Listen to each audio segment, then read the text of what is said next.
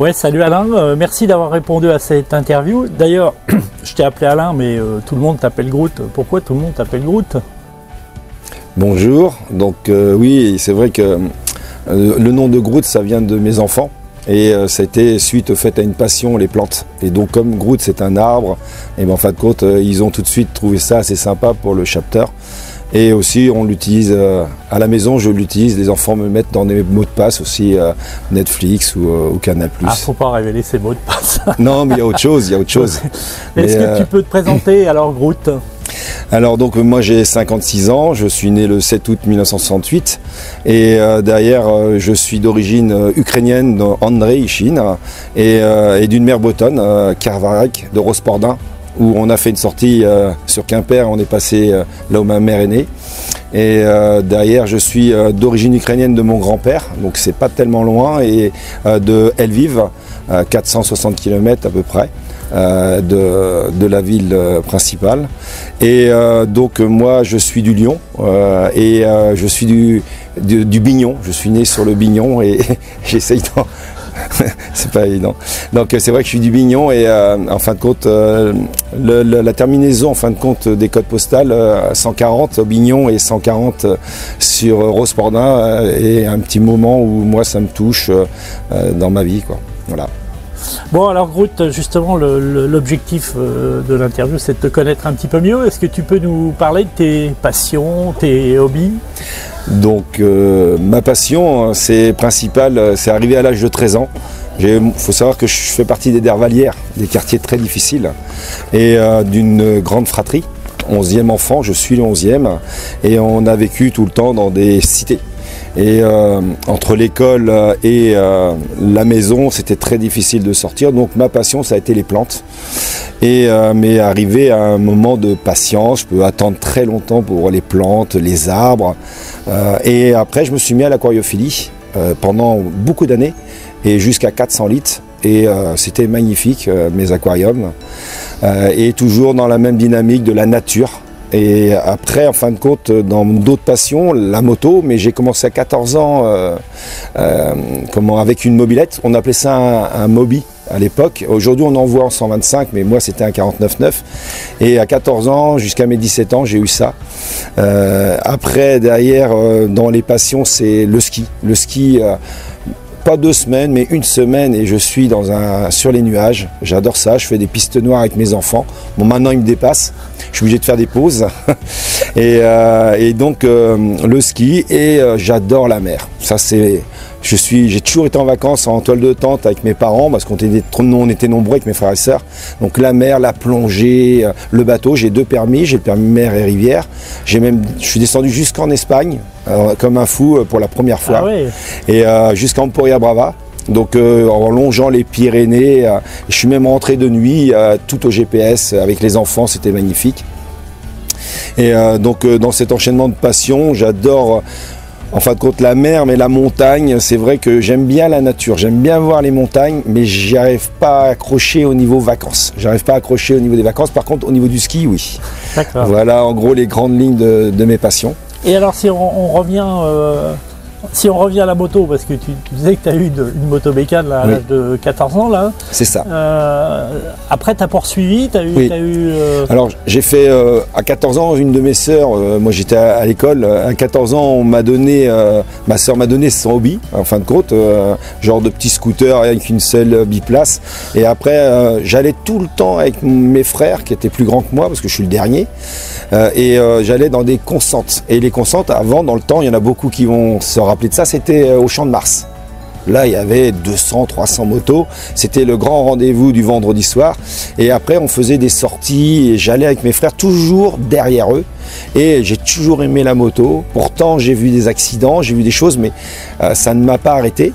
Et il a fallu attendre quand même presque 2007. 2007 pour que je me dise stop, je veux une moto, je passe mon permis.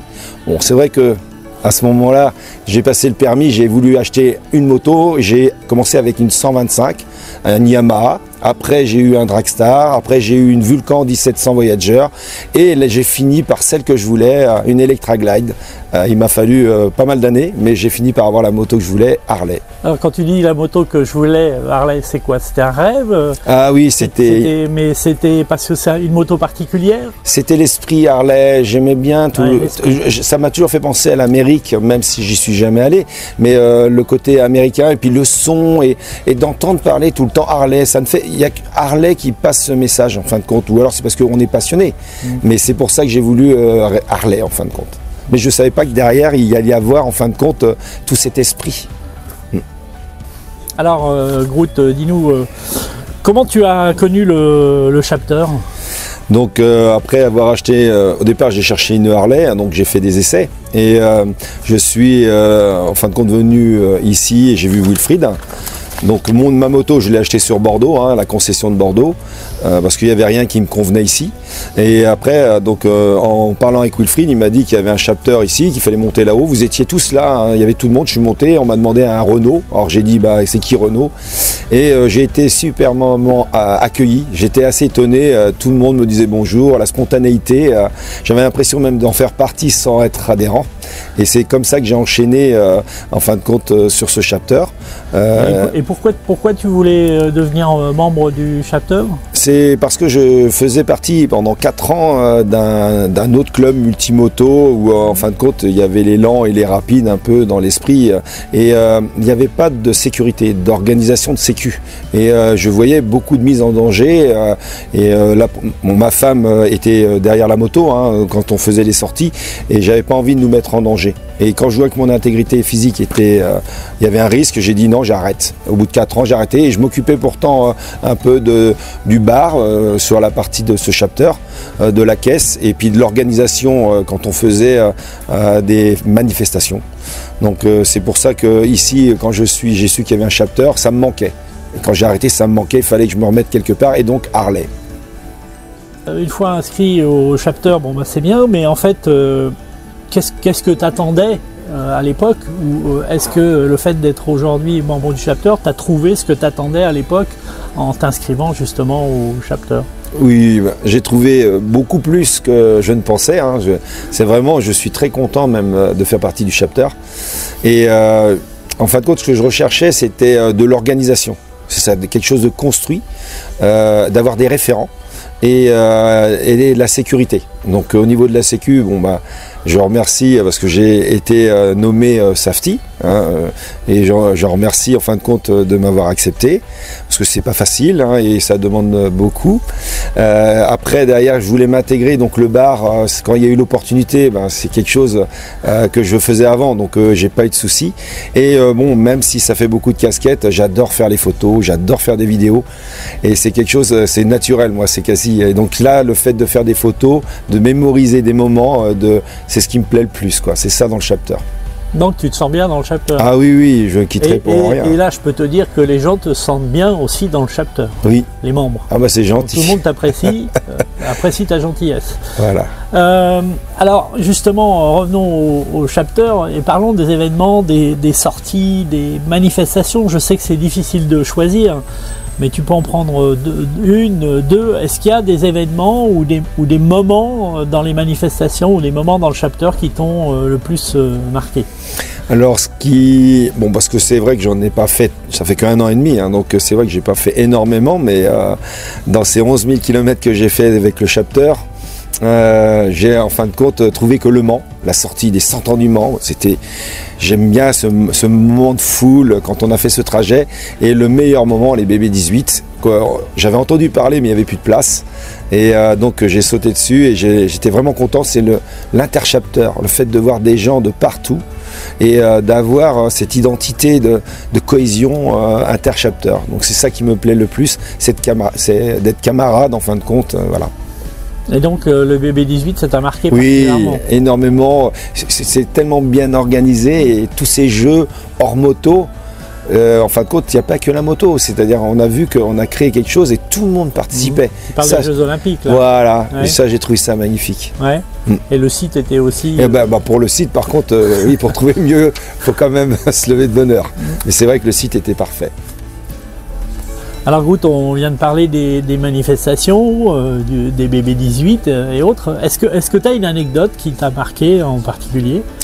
Oui, donc au mois de septembre, quand on a fait le Croisic pour les 30 ans du chapter, il y avait un monde fou et j'entends, c'est Alain Andrichine de Jean-Marc qui va faire la vidéo du Croisic pour filmer quand même 189 motos. Donc c'était une lourde responsabilité et ça m'a vraiment touché. Et donc ça c'est une des choses que j'ai aimé. Après ce que j'adore c'est les interchapters, c'est-à-dire que mon surnom Groot au départ il est venu comme ça, maintenant ça se répète et quand on va dans un interchapter j'entends Groot comme à Orléans ou à Quimper et les gens viennent et vous font la bise parce qu'ils vous ont en fin de compte il y a une connexion qui s'est faite avec eux. Et donc même Val de Loire, en fin de compte, Val de Vienne plutôt, avec Poitou. Et c'est vrai qu'aujourd'hui, il y a une cohésion, une amitié qui s'est créée. Et ça ne peut que durer, c'est ça qui me plaît. Au Groot, voilà le moment arrivé où on va se livrer au petit jeu habituel des questions de fin d'interview. Alors ma première question, si tu devais être un acteur? Alors moi, ce qui me correspond le mieux, c'est Belmondo. Un peu ce côté dynamique, folie, et c'est vrai que j'aime bien comme dans le Magnifique, toute cette folie de l'acteur, et puis le tempérament. D'accord, et passons maintenant à une ville étrangère. Alors moi, c'est la Suisse, parce que j'aime bien la neutralité, je ne suis pas quelqu'un de conflit, et c'est vrai que la neutralité et surtout toute la partie espace vert, verdure, respect de la nature. Donc on revient à la nature, oui, avec la Suisse. Voilà, la Suisse. Oui. D'accord.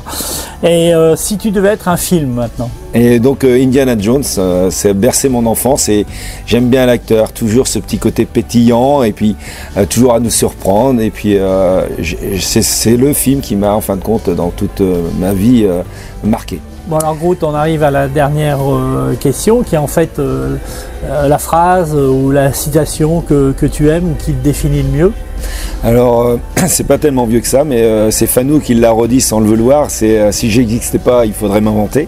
Et ça arrivait plein de fois même avec des collègues et en famille, parce que je suis assez spontané et j'ai beaucoup de répartie. Donc ce qui me définit le mieux c'est si j'existais pas il faudrait m'inventer. Maintenant l'interview est finie, donc je vous remercie et puis bon courage à tout le monde et à la prochaine, bise.